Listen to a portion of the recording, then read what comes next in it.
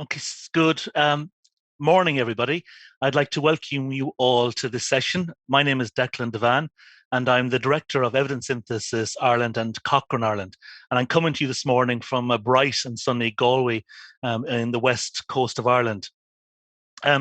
This particular session gives us a chance to hear more about iHealthFacts.ie, which is an initiative funded by the Irish Health Research Board and run by Evidence Synthesis Ireland, Cochrane Ireland, and the Health Research Board Trials Methodology Research Network based in Inui, Galway, and in collaboration with partners in other institutions and evidence advisors.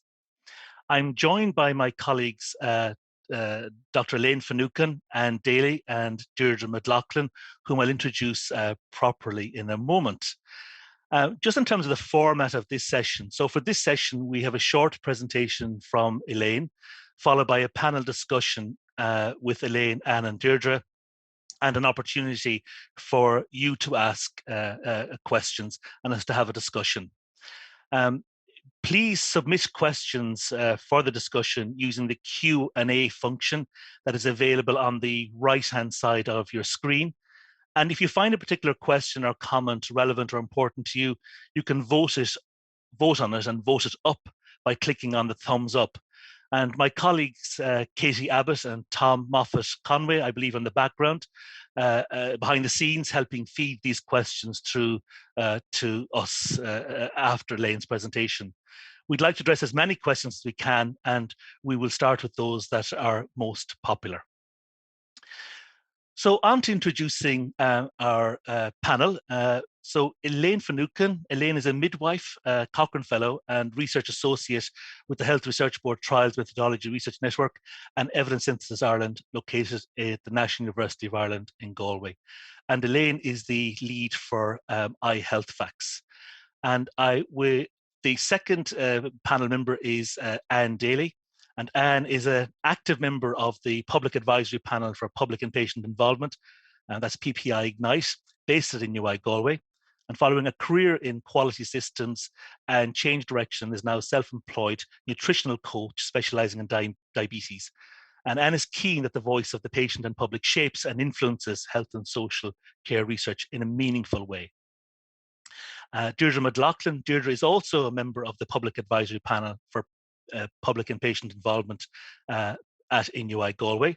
And following a successful career in a number of global roles in IT and analytics and innovation, Deirdre is an energetic retiree, she describes herself, with a strong belief in the need for public involvement in health research. She's and is an active member and contributor to a number of projects related to the work of the Public and Patient Involvement Working Group of PPI Ignite.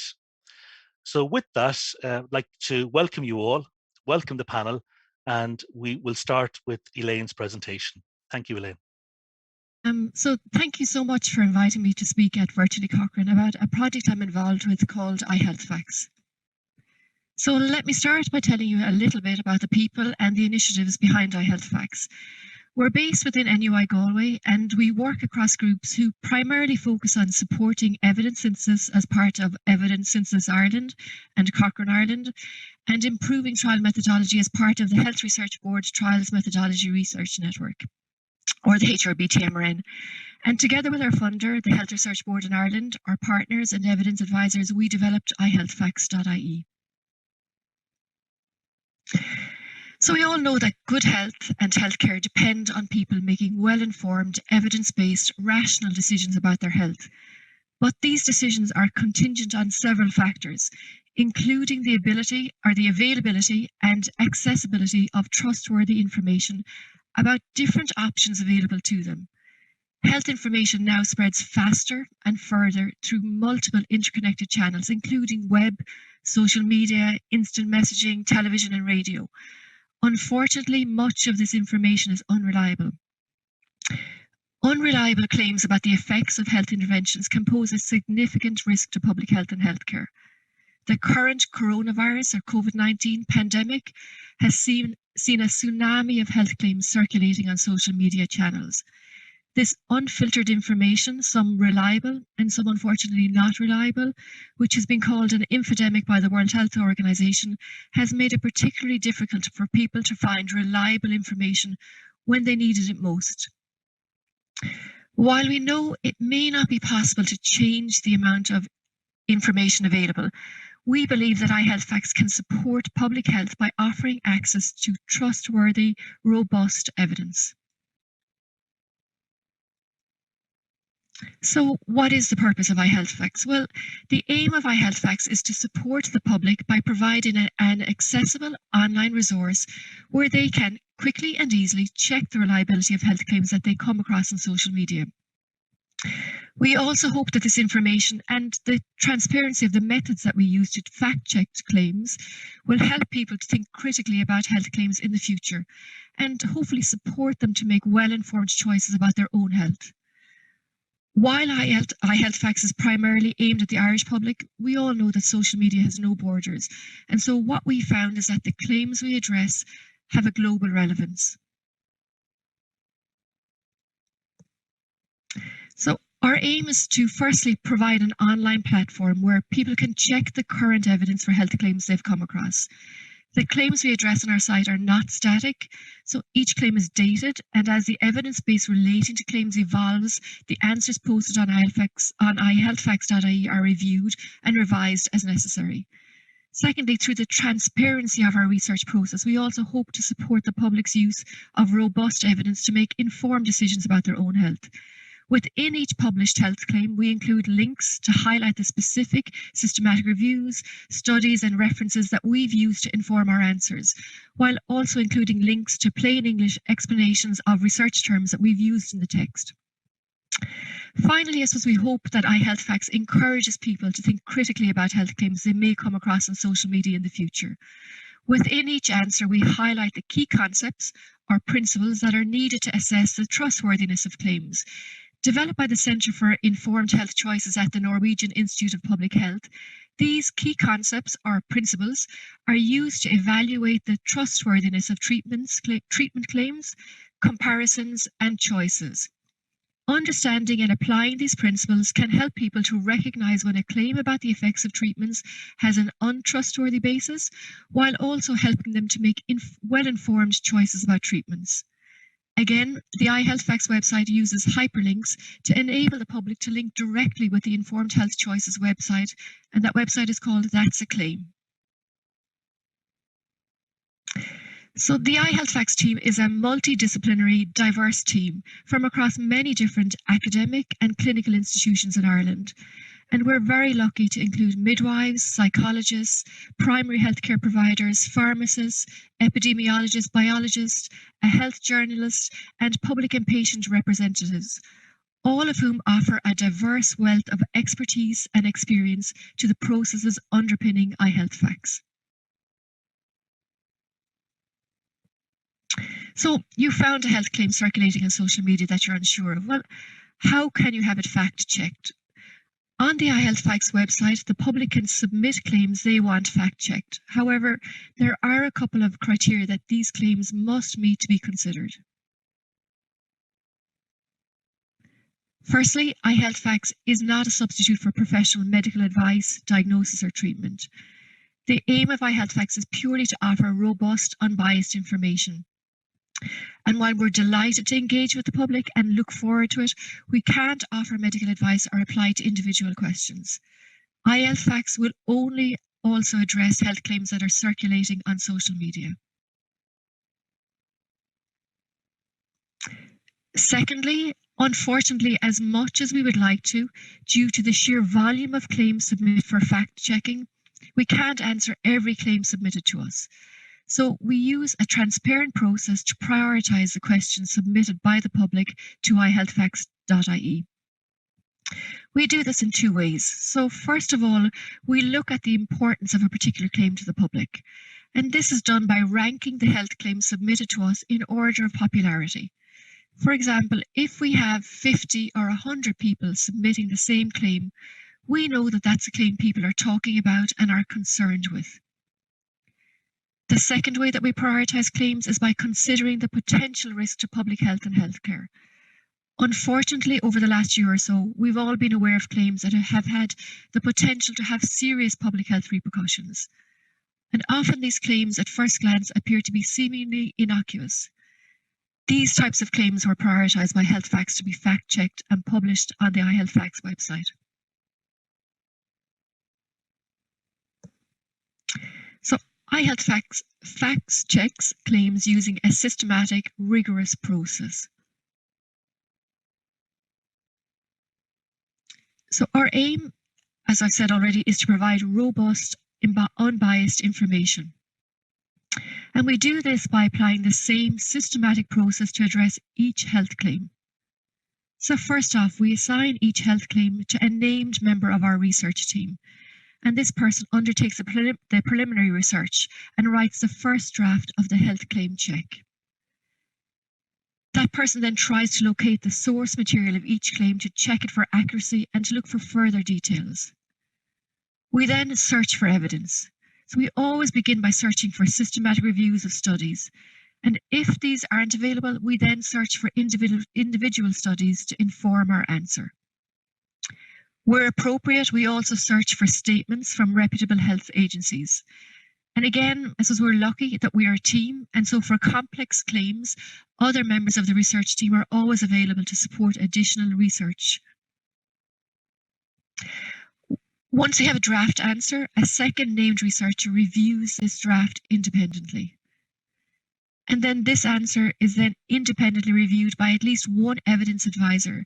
And these evidence advisors are specialists whose expertise is in the area under review. And finally, a public and patient involvement in research advertiser independently reviews the draft before a final review by our health journalist. And it's only when all members of the team, so each of those people, the initial first researcher, the second researcher that did the second draft, the evidence advisor, the public and patient representative, and the health journalist, when all of those team members are happy that the claim is submitted for publication on the website. However, as we all know, the evidence base relating to COVID-19 has grown exponentially over the last year. And so we are continually reviewing our answers and revising these as necessary. So what types of claim have we answered to date? Well, I suppose they've been as varied as the claims which appear on social media and include this one, where we were asked by the public to fact check whether injecting disinfectant can prevent or treat COVID-19. A claim which you might remember got an awful lot of media attention at the time. Another rumour which spread rapidly through social media platforms was that 5G mobile technology was responsible for COVID-19. And you might remember that this claim led to public protests and concern about this technology, even in countries where the 5G technology didn't even exist yet. The public asked iHealth Facts to fact check both of these claims, and we found no evidence to support either claim. So while the claims around COVID-19 have been at the forefront over the last year, iHealth Facts also fact checks non-COVID-19 claims. So we've all grown up with what we in Ireland called old wives' tales or remedies. And these are tales that have been passed down through different generations. So one of these tales was the first non-COVID related claim that iHealth Facts tackled. We were asked by the public to fact check if the pain of nettle stings can be relieved by rubbing the area with a leaf from a common Irish weed called a dock leaf. And iHealth Facts found, despite what we've been told by family and friends, and much to the dismay of the mothers of Ireland, that there's no scientific evidence to suggest that dock leaves provide relief from nettle stings. So iHealth Facts aims to reach a broad demographic, including populations from diverse socioeconomic, educational, cultural and ethnic backgrounds. The goal is to create an inclusive online platform by removing barriers to access. iHealth Facts currently does this by utilising social media platforms such as Twitter, Facebook and Instagram to reach the general public. Since its launch in April of 2020, iHealthFacts.ie has had over 14,000 unique users. We've had over 48,000 page views, unique page views, and we've had 1,500 individual searches. We've had 500 questions submitted by the public to be fact-checked, and we've fact-checked 38 questions submitted by the public to date.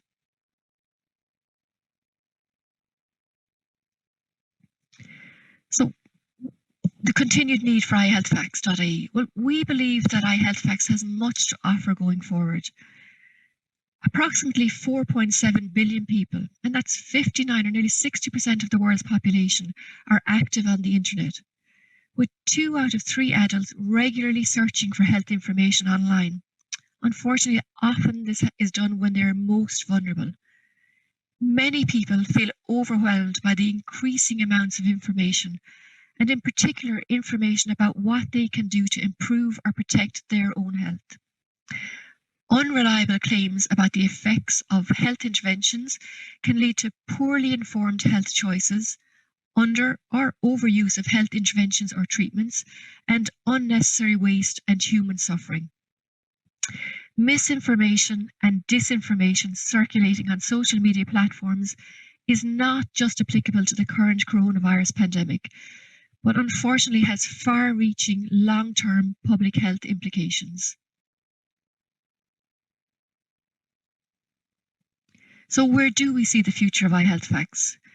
Well, there's a very old but a very relevant saying that it ain't so much the things we don't know that gets us into trouble, it's the things we know that just ain't so. So, although the COVID-19 pandemic has recently highlighted the effect and the reach of health information shared through social media platforms, we know that social media has long played an integral role in disseminating health information to the public. And we believe that iHealthFacts continues to offer a significant public service combating misinformation and disinformation, while also supporting the public to make informed decisions about their health going forward. And I'd like to take this opportunity to thank our partners, the HRB TMRN, Evidence Synthesis Ireland, Cochrane Ireland, the HSC Public Health Agency, and NUI Galway. I'd also like to thank our funder, the Health Research Board of Ireland. The HRB has supported the iHealthFacts initiative from its concept and development right through to the current day, supporting us as a project developed organically during a global pandemic. Thank you very much. Thank you very much, Elaine. That was a really enjoyable presentation, and I commend you on putting it across really, really clearly. So thank you very much. So we have a number of questions coming in, and forgive me, I looking over here, looking at the different screens here at the moment. So we have a number of questions coming through, and I'm just going to go with as they're coming in here, and they're rated up by colleagues. So an anonymous person has posted a really interesting question. Put this to you, Elaine. Have you had to re-review the answers at speed after publishing on the website, given the changing environment of the pandemic? Yep, we absolutely have. We've actually rewritten a couple of questions, and I suppose, as you said, it was during a pandemic, and so the evidence, particularly on claims around COVID-19, the evidence changed rapidly, particularly at the start of the pandemic, and so we always put a date on each of the answers in the claims. Excuse me, and we excuse me, and we revise these as the evidence becomes available. And even to that point, we're actually working on a claim at the moment around vaccinations, and the evidence is changing so fast that we actually haven't been able to publish it because we're trying to keep up with the evidence as it's been published. So it's now at the stage of the second reviewer. So we're very conscious that the claims that we produce aren't static. As the evidence changes, we update the claims to reflect the current evidence. Okay, thank you very much. So moving on to another really popular question, and there's a number of questions thematically around this, is how do we think that researchers can better support the public to be involved in research such as this? And I might turn to Anne or Deirdre on that. Perhaps Anne, you'd like to take that? Yes, that's very, very important, particularly at the moment in the situation we find ourselves in, the pandemic. Now, researchers have never had a better chance of engaging with the public. While we have had all the disinformation and all the stress and fear and all that looped in together, we've never had the public so interested in research, because they want to know about the vaccines, they want to know about the virus itself, they want to know, you know, a lot of things. So it's never been so much in the public mind, and now is the time for researchers to grasp that, get the public involved. We are the link that you need. We want to be involved. If hopefully researchers want us involved, just make that leap. But there will never, I don't think, definitely not in my lifetime, and probably even in younger researchers' lifetime, there may never be the same chance. It's just there on the agenda, it's on the table to take it, link up with the people, but link up in a meaningful way, not in a tokenistic, as in I tick the box with the public patient involvement. Really link up with people, get involved, listen to their stories, and, you know, get them involved in the research, if that's, you know, whatever type of research you're doing. One important thing, and I know it's slightly off key, is keep the public involved. Keep the person that you have involved in your research involved in the research. Treat them with respect. Make sure at the end of your research project you contact them and you disseminate it to the public the same as you do to, you know, your research cohorts, because I find that's something that's quite lacking in the, we kind of get forgotten about once the research is up and running and they've got our samples, our vocal input. We kind of sometimes get forgotten about that. So treat us with respect, and the public will look forward to working with researchers, and we're all in this together now more than ever, to kind of maybe in overused phrase, but definitely in this one. Thank you very much. And it's interesting because that does challenge us all, I think, in terms of things moving so quickly in a pandemic, that sometimes, you know, it's, you know, the normal rules of engagement around public involvement have been forgotten on some occasions, not always, but you challenge us to say there's never been a better time than now. Deirdre, any comment that you'd like to add to that? Or? Yeah, I suppose I would add that we are ready. We have an extraordinary amount of lived experience that we can bring to the table. We can help shape the research question also. And I think that researchers, they can and they should drive PPI as an integral part of the research. And I would look to a research culture that has evolved into, it's a given that public and patient involvement is there. Because once you broaden the diversity and the number of people involved, you automatically buy their interest as well. And the more interest there is in the public, in health research in particular, the more trustworthy that research becomes, because people have their hands in on it. And also it leaves less room for the massive amount of misinformation to slip in through the gaps into the public domain. So I think there's a huge amount to be gained by getting the public involved. Thank you both very much. By not doing so. Declan, I was just going to add as well, I think communication is huge in getting this across to the public. So even events like today where Anne and Deirdre are speaking as public representatives that are integrated within our project, for members of the public to see how valuable it is to iHealthFacts and how much a part of the team, that's really important to communicate.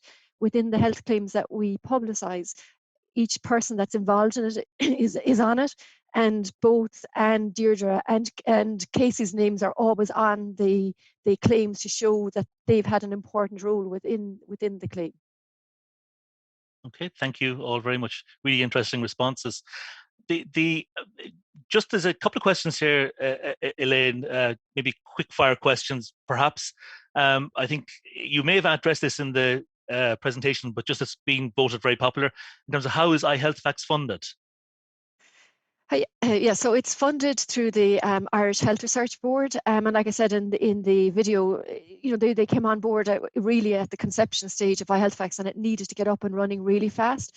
I suppose one thing I would like to stress is that they are funders, but we're very much an independent entity in that they have no input on the claims that we answer. It's purely down to the public submitting questions for us to answer, and nor do they have any editing or, I suppose, oversee on how we answer the claims. So we just provide the evidence, and they see the claims when they're on the website the same as everybody else sees them.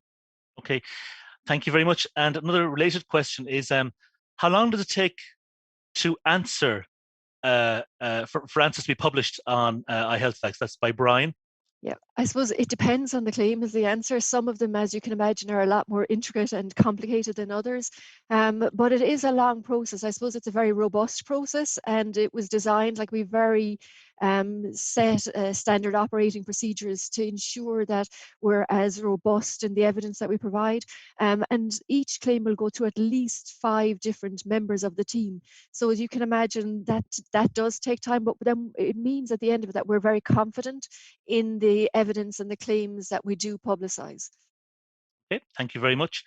There's a few questions coming together. Sorry, they might form a thematic area around the different communities that might be served by or interested within iHealthFacts. And there's a couple of questions around engaging different demographics. There's a question around different underserved groups, perhaps different ethnic groups, for example. Is there something specific for them? That diversity of audience that potentially iHealthFacts could be of relevance. How is iHealthFacts addressing that now, going forward? Open it to anybody, really. Let's start with you, Elaine. Yeah, so I suppose how we do it at the moment is we started off literally with press releases from NUIG that caught the imagination of the public, particularly in the start of the pandemic. And so we were on national and local radio stations who all had different demographics. We then ran radio ads, and we chose the ads and where they would run to hit different demographics within the Irish society. Like I said, iHealthFacts is primarily aimed at the Irish public. After that, then we also have variety of social media accounts that we post all of our claims on. And we're very much conscious from the analytics that we know that these are aimed at different demographics and cultures. We are aware, though, that it's something that we're actively working on, that we want iHealthFacts to be as accessible as possible and to be available to as many different cultures, ethnicities, underserved communities as possible. And so it is something that we're actually focusing on at the moment. Some of the things we've done is we've widened the social media channels, and Declan is going to smile at this now, but we were aware from, we're 1 year on now, so we know where we need to pick up on our audience, I suppose, is the way to describe it. But we know that maybe teenagers up to the age of 24 is a harder audience to catch, and I suppose our audience is members of the public who probably don't even know that they need iHealthFacts. So people who are just seeing things on social media and maybe taking them at face value. So one of the forums or platforms we've now started looking at is TikTok, and unfortunately TikTok, I'm have to admit, is outside my age group. And so, iHealthFacts is run on a very small budget. And so we grouped our teenagers into it, and they've made iHealthFacts TikToks for us. But, we're not experts in this field. And so I showed Declan these TikToks that we've made. One of them was this clown's face that makes this funny noise. And he wasn't a fan at all until he showed it to his 11-year-old Senan, who absolutely thought it was a bee's knees. So, we know we have an awful lot to learn. I suppose going forward in terms of underserved communities, what we're looking to do is maybe connect with community groups. We're looking to translate into different languages. So it's something that's very much on our radar that we need to work on and improve. Thank you. Any other comments from the panel? Just on that one, as I was saying before, now is the time. Things in all countries are opening up a bit, and I mean, we all know that's, moving all the time. But now is the best time to reach the public, and it's amazing when I talk to researchers or people. I know researchers think the public know more about research than they do. Not the actual research itself, but they actually think that most of the general public have a good understanding of you know, where researchers stand in relation to the public health or whatever, and they actually don't, or it's not. It's so there's a good chunk of work to do to get people looking at eye health facts to think about doing that when they're scrolling through their Facebook and they're seeing that if they drink 7 cups of coffee a day, it'll keep their blood pressure up or down, or it'll prevent them getting COVID. There's a big chunk of work to be done in there to get it as a regular thing for people to know, well, maybe I should go and check it properly. Yeah, so that's a good point. And I think even like we sometimes forget that researchers themselves were also the public. And I certainly, you know, myself would need to kind of hopefully, I'm sure that I have been duped by something before, you know, but I think that need for understanding for us around critical thinking about health is important for everybody, all members of the public, which include researchers, actually, I would suggest. Picking up on that point, and looking at Anne and Deirdre, is a question here around asking Anne and Deirdre, what is the greatest challenge in working with eye health facts, do you think? Or if we were to get other people involved, what's some of the challenges you think might need to be addressed? I'll take that one to start. For me, I think the greatest challenge is, because this is a tool for the public, the challenge for me as a public representative reviewing the eye health fact is to make sure that that short infographic is evidence-based. That's the first thing. That it's also concise. If it's too wordy, we're gone. And the other thing is that there is still adequate information in it to allow people and to enable them to make informed health choices. So for me, that is the big challenge. Now, with regard to that challenge, you know, Elaine, you talked about the process, and the process actually is one step more complex probably than you described it. There's a lot of iteration within the process. So I know that for Anne and I, we will go back with you know, thoughts, with maybe wording clarification, maybe a question, and that goes back to the original researcher, and we go through that process. So I mean, for me, it is important for the public to realize there's no bias in there. Nobody has an agenda. And I think the very fact that, as you say, Elaine, there are, you know, there's the researchers, the advisors, it gets a good whack at being absolutely validated. But then when you look at a challenge, there's also the other side to the challenge, even though it's not the question you asked. But, you know, for every challenge there is definitely, and for me, I think the upside of the challenge of getting this right is actually getting to review the research that those researchers have done. It's fantastic. It's there to be read, it's there to be understood. And for me, that's one of the upsides of having to live with the challenge. Thank you very much. That's very insightful, actually. And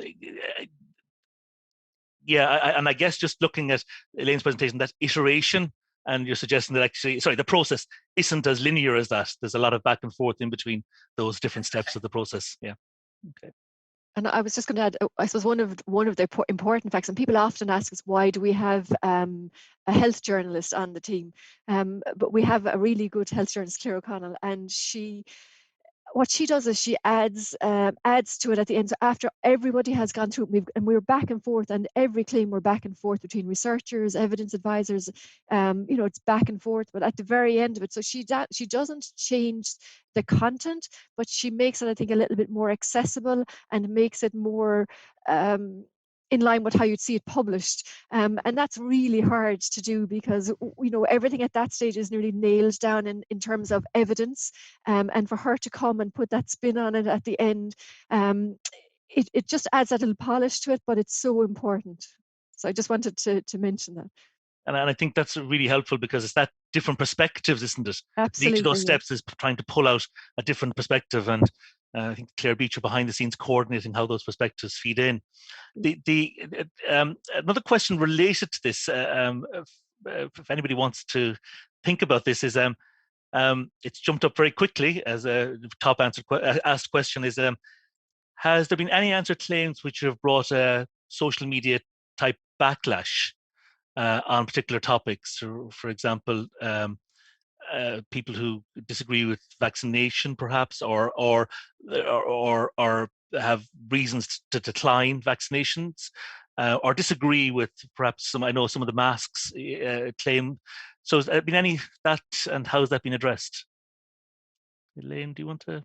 Yeah, I suppose we have had a couple. I think one of the first ones we had is we did a claim about animals. Do animals pass on COVID to humans? And then the masks ones, I think they were probably the ones that hit social media in terms of backlash.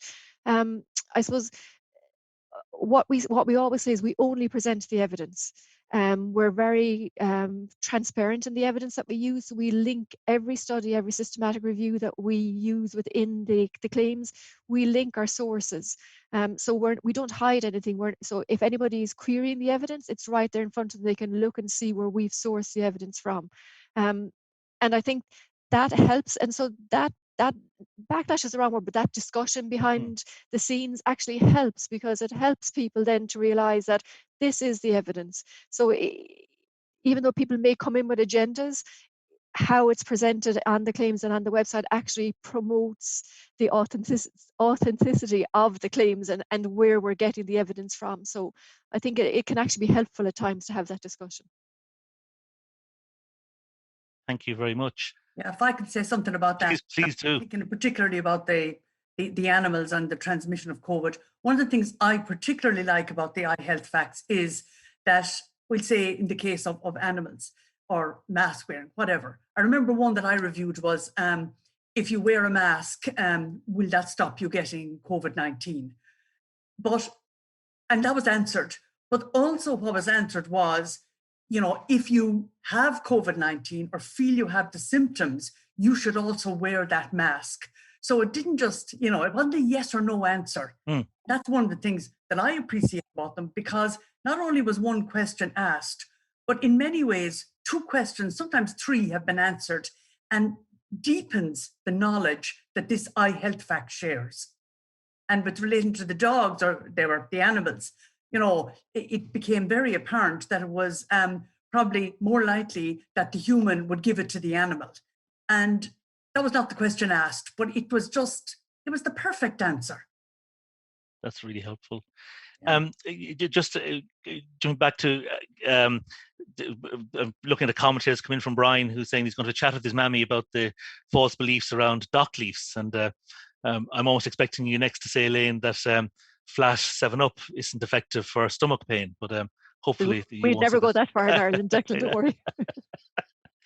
There's only so much you can challenge there. We'd have every mammy coming out. There's a couple of questions here I'm going to bring together, which is around the questions around the way you prioritize the questions to answer. Do you have condition-specific priorities? And could you talk to the process of how you decide which questions to answer? Yeah, so it's a very simple process, but it's a very accurate, I suppose, process. We prioritize questions on how important they are to the public. I think I mentioned this in the presentation. And we do that. So we run analytics on the website. We know what questions are coming in. We know how often the same question is being asked. So if we're seeing that the majority of questions are coming into us, asking us questions about masks, for instance, then we know that that's a question that the public are concerned about. And then that's a question that we prioritize. Again, if it's a question that's going to have a major effect on public health, so maybe the one that was circulating about bleach, injecting bleach, it mightn't be the most popular question, but it actually was at the time. We never have had to make that differentiation between public health and the amount of questions. Actually, if anything, the public have seemed to be spot on in terms of asking us questions that are more likely to cause harm to the public health. But that would be another question we'd look at. That decision isn't made alone, so I don't make that decision. We have a core team, and that's discussed with the core team. So we have a separate person who collects the data that's then discussed with the team, but it's very much transparent in that this question was asked X amount of times, and so that's a priority question for us. Okay, thank you. There's a quick question around, very specific question around, could iHealthFacts, or how could iHealthFacts work in sharing information on Cochrane reviews and vice versa? And making the point that, after all, Cochrane groups use social media to disseminate the results of their reviews. You want me to go again? Yeah, if you don't mind, Elaine. Yeah. So we absolutely, I think that's a great idea. Within our process, one of the first things that we look for is systematic reviews. They're one of the most robust forms of disseminating evidence. Again, within each of our claims, we will then link back to that Cochrane systematic review, so that that's there for everybody to see. We've also in the past given explanations for what a systematic review is, to make sure that the public understand, why a systematic review is more robust than a single study, the evidence from a single study. So there's a learning process in it, and that those links are there within the claims and are maintained within the claims. We also work closely with Evidently Cochrane, and I've done a blog for them, but also in all of their blogs at the moment, they link to iHealthFacts. So if members of readership of Evidently Cochrane see something on one of the blogs that they would like to ask iHealthFacts, then they can come and ask us the question as well. Thank you very much. The really interesting question here, which has just come in, so I was going to pull it up myself. Is there any health claims that iHealthFacts wouldn't tackle? Maybe Anne or Deirdre want to have thoughts about that? I suppose the questions, they have to be relevant. At the moment, we are looking at questions that are related to the pandemic, the COVID pandemic. So if they weren't related to that, they wouldn't be answered. As long as they're ethical and, you know what I mean, that there's a researchable answer for it. If the research isn't there, you couldn't answer the question. And Elaine, So maybe somebody else wants to. Yeah, absolutely, that's fine. Thank you. It's a really good question. I'm thinking off the top of my head, I don't think there is a question that we wouldn't answer. I think if it fits the criteria that I've just described, so enough people are worried about it and it's something that they're concerned about, and it's a risk to public health, then we should answer it. That's what we're there for, is to provide robust evidence. I suppose the thing is that we won't ever give guidance. We'll only provide the current evidence on it. So as Anne said, if the evidence is there, that's what we're going to present on it. Some questions are probably, or claims on social media are probably more sensitive than others. But if the public are concerned about them and they can have an effect on public health, then they do deserve to be answered. So I can't think off the top of my head of a claim that we wouldn't answer, so long as it fits within that criteria. Okay, so it's answered as long as it's a public relevant at that time, which will be identified through that prioritization process that you described earlier. Yeah. Okay. Someone's made a comment, so probably a comment rather than a question to the panel, but might you consider increasing your capacity to address questions somehow, because they seem to be serving the serving from the offering from iHealthFacts is so valuable. So thank you, Anne, for that comment. A question around which you've mentioned around, Elaine, giving the facts about what the evidence actually states. There's a question around how you communicate the difference between no evidence of an effect and evidence of no effect. So there's no evidence at all out there, or there's evidence out there that's saying X doesn't work. That's a really difficult concept for most of us involved in health research to understand. The translation of that to the public, has that been a challenge? It has, I suppose, in that it's a challenge, I suppose, to keep it in accessible language and plain English. And as you said, it's a hard concept for everybody to grasp. We're very careful, particularly in the infographic, in the short summary of the presentation of the claim, to state exactly what we found. So if we find there's not enough evidence, there's not sufficient evidence, we'll say that. And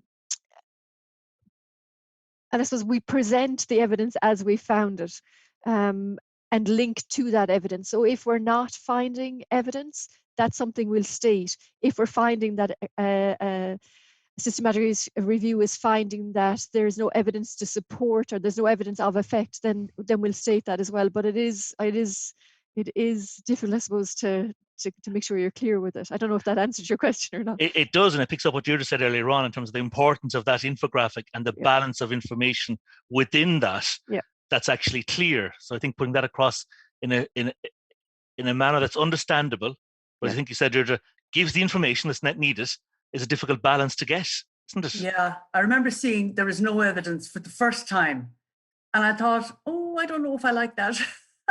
And I went back to the research to have a look, and there was no evidence. So now when I see there's no evidence, it clicks instantly, and I can see the meaning of it and the importance of it, because it really is almost more important than there is evidence that says this is not the case. So, because it just goes to show that misinformation can grow so, it can feed off no evidence. So if I have no evidence to contradict it, then I can say this other piece of rubbish as often as I like and as loud as I like. So yes, that is so, I think for me, many is the reason why the misinformation thrives, because it's total misinformation. It's almost like it thrives in a vacuum, so it fills the vacuum with, if there's nothing else to fill it, there's no evidence to fill it, that misinformation can fill that vacuum. Absolutely. Okay. And I want to say, as well, I like the format of the iHealth Facts, as in the first paragraph, kind of, if that's all a person wants to read, and everybody doesn't want to read a whole lot of text or whatever, you get the gist, there is or there isn't evidence, and then you can go further down and get, the short, reasonably explanation of that. But then you get the links out. So if you have an hour to spend and you have the interest, you can go out and find out more. But you can get the first piece, you will know yes or no, there isn't. And there's no, and I thought first when I saw the reviews, I thought they're very short, it's not really, but now I really like it because it gets to the point and it answers the question first. And then, like I said, you can just cut off then if at that stage there isn't evidence, or there is, but you can also go further down and dig into the why there isn't, or where the researchers looked for the evidence. That's a very good point. And that's a very good point. And that challenges us as researchers, because there's that same principle. I think we're challenging that in terms of participant information leaflets to join studies, whereby you need to read this really, sometimes, 13-page, on occasions I've seen them, really comprehensive information leaflet to have the answers to what this is about, what the benefits and risks taken part might be, why the study is important, etc.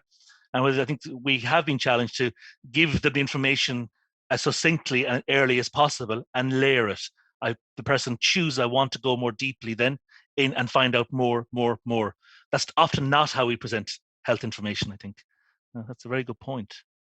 Okay. We have one last question, if that's okay. And it's how, for any of the panel, is how do you stop your own personal biases influencing or clouding the answers that iHealth Facts might come up with? Might start with you, Elaine, if that's okay. Yeah, so I suppose, as I've spoken about earlier, we have very robust processes that we use, and these are followed for each claim. So it's the same process for each claim, and each claim goes through at least 5 different iHealth Facts team members. And I suppose each of those have different personal biases and experiences, life experiences, but each adds to those. So it's never one person's viewpoint that's been put across. But I suppose the most important thing is we only present the evidence. At no stage do we ask any of our reviewers or evidence advisors to offer an opinion. They only offer the evidence that's there. And so we try and give that evidence as an unbiased viewpoint without offering any guidance or personal views on it at the end. So I believe through the process and just the amount of people that are involved, it does help. I do feel it's successful in achieving that. Thank you. Yeah, I agree. I think that there's nowhere to hide bias in there, especially in that infographic. And because that feeds the next layer down, and then you're down to the evidence, it's there in black and white. So while as like me, when I started and saw the first one that said there is no evidence, I'm thinking, this is nonsense, there must be. And it's, it was just, I didn't get my way. I couldn't say anything to that was the truth. So yeah, the process is very robust. And also as an advisor down at the lower levels of the process, I find that it's very satisfying and very secure that this process exists, that it is so robust and followed every time. We have never been asked to, quick fire and push this review through. We get the time to do it. We get the tools to do it. And I must say, I do appreciate that. And I think it adds to the credibility of the whole process. Thank you very much. Yes, and we're, myself and Deirdre and Casey as well, nearly all the time we will be sending back the review with everything from the odd typo to something, the big question, what is this about? This doesn't make any sense. Or, why are we saying, or, can we say it a different way? And there's always, we get the feedback. It's not kind of that it's brushed under the carpet or anything like that. It's good that the public representation on iHealthFacts is the same. We're treated with the same relevance as the lead advisor. That's a good point, and because there are examples within this process where your involvement as public members have put us back to square one on some occasions, even though we've gone through a number of steps prior to that. And that shows the importance of different perspectives, in my view. And I also think that those challenges are also really welcome, because it's such an important job that we're doing, that we're giving this evidence that we want to be robust to the public, to counteract misinformation. So the last thing we want to be doing is adding to the misinformation. So the more challenges we get, the more we've looked at the evidence, make sure we're putting through is correct. That can only benefit the process as a whole. So we always welcome challenges.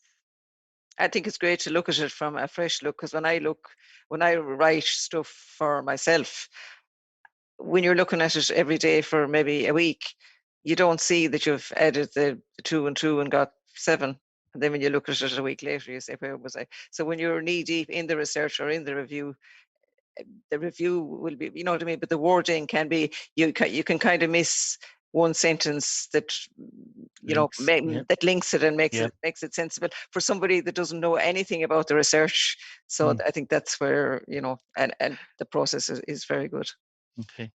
I'm going to end with the last question that I have to ask the panel myself, is in terms of if there's any message or any thing you'd like the audience to take away from today.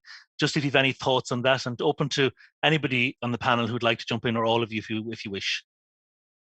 I don't mind starting. Thanks, Deirdre. I think my message would be to the researchers. There's the concept of PPI, and now you see through iHealthFacts PPI in action and the difference it does make.